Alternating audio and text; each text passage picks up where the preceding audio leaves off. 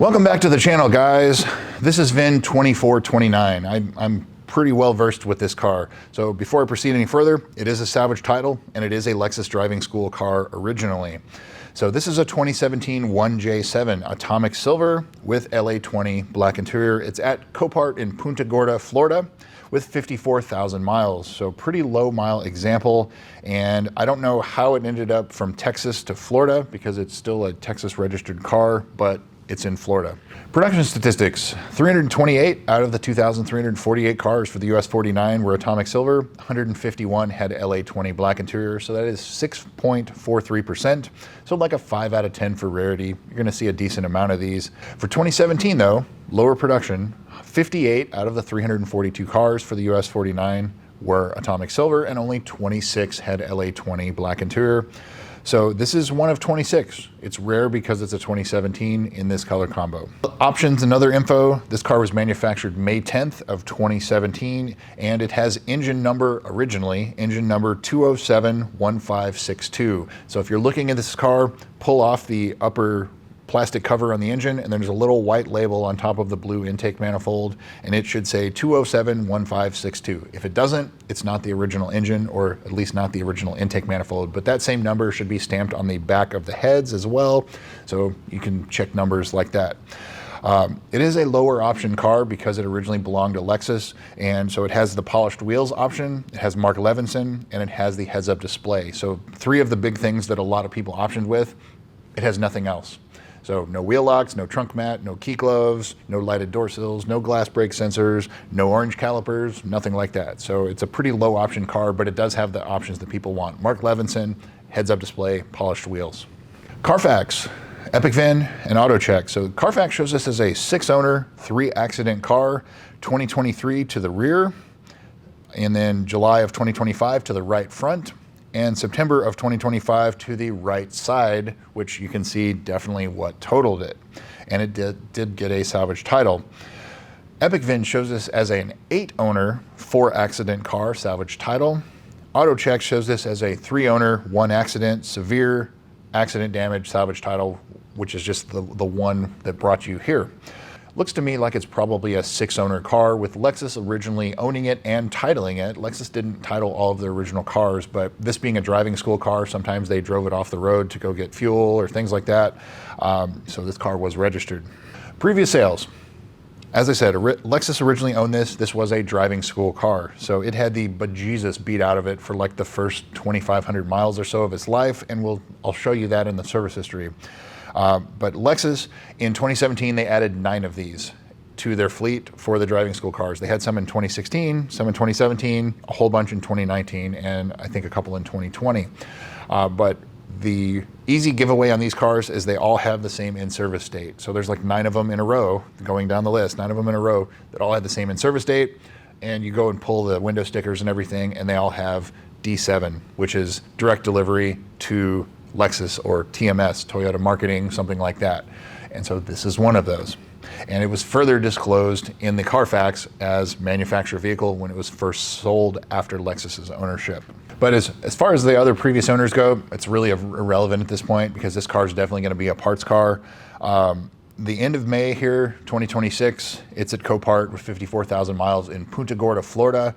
And it's still a Texas titled car, so I don't know how it got to Florida, but whatever this, maybe they were visiting and it happened and it's just staying there. As far as the photos go, this car doesn't look too bad until you start looking a little bit closer. So you can see that the roof is buckled. The C-pillar is buckled. So there is a lot of stress from when it was impacted. Whatever that hit it was blue. It was a very clear hit. It definitely got the unibody. This is going to be a very difficult car to fix. In my opinion, I think this car is going to be a parts car. It's going to be incredibly difficult to fix without a donor car. However, the parts that are damaged are basically just GS350 parts. So I guess if you had the right GS350, you could probably do that, but you're talking about cutting and modifying frames and things like really in-depth stuff. And I just think personally, it's probably going to be a parts car. But look at it this way. It's a 54,000 mile drivetrain. It runs and drives. Copart shows you the video of it running. It sounds healthy. The airbags on the driver's side are not deployed, so the driver's seat is very valuable. The front end is perfect. so there's no damage to the expensive parts on the front end. The carbon fiber trim, the TVD, the other GSF specific parts on this car, there's a lot of value here as far as parts go. Wheels, brakes, suspension, things like that. Yeah, it had the ever-living crap beat out of it for the first 2,500 miles, but it's still known to be reliable. It does look like it has an aftermarket exhaust on it now, and as I said, the airbags on the passenger side were blown, but not all of them are blown on the other side. So as far as the price goes, as I said, this is definitely going to be a parts car, and that's how I see it in my eyes.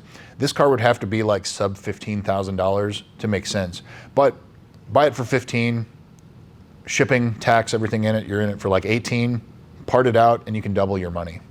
And so there's definitely a value here as parts. So now into the service history. This car's pretty well dealer serviced, as to be expected, especially when it was Lexus owned. So the first entry of note is April of 2018. The JLB recall was done. That's the high pressure fuel pumps. May of 2018, 215 miles, melted track rubber noted everywhere, and they wanted to inspect the brakes and everything, and they were fine. A month later, June of 2018, 343 miles, 4 new tires, brake pads and rotors replaced all around. September of 2018, worn brakes from Lexus driving event. 4 new tires and 4 new sets of pads and rotors all around again. And then certified pre-owned prep, January of 2021, 2,238 miles. So this had 2,200 miles of track driving. Repaint the front bumper, because it probably had track rash on it, a bunch of pitting, wheel repair, and new tires. So as to be expected.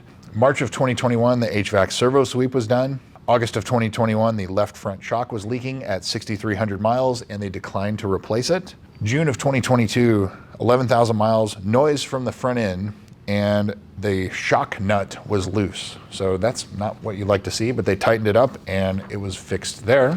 December of 2022, carbon fiber trim was replaced on all 5 pieces up front. So left and right front dash, left and right front doors, and the center console. They replaced all 5 carbon fiber pieces in 2022.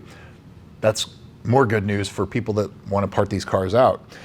They had a yaw rate sensor code stored and noted there as well. A lot of times the driving school cars, for some reason, you'll see that, and I think it's not only do they use them on track, but they use them in like maneuverabilities, like an autocross type of event, and it's a lot of moving the steering wheel back and forth very quickly, and maybe that causes the issue with like the either the yaw rate sensor or the airbag ribbon cable, and so sometimes that would break just because it can't move fast enough. February of 2024, 36,000 miles, headlight codes, sonar codes, and they reprogrammed both, and nothing seemed to reappear. November of 2024, 44,300 miles, pre-purchase inspection, and the right front shock was noted as leaking. So I remember in November of 2024 when this car was for sale. Here's a picture of the for sale ad, and I remember it when it came up in all the groups. So that brings me to would I buy this car? As parts, definitely. To fix and put back on the road, no way. You're gonna be in it far too much. This is a parts car. If it goes more than $20,000, then you're probably paying too much. So that's just my opinion, but that's what I've got for you. VIN 2429, thanks again for watching. We'll see you soon.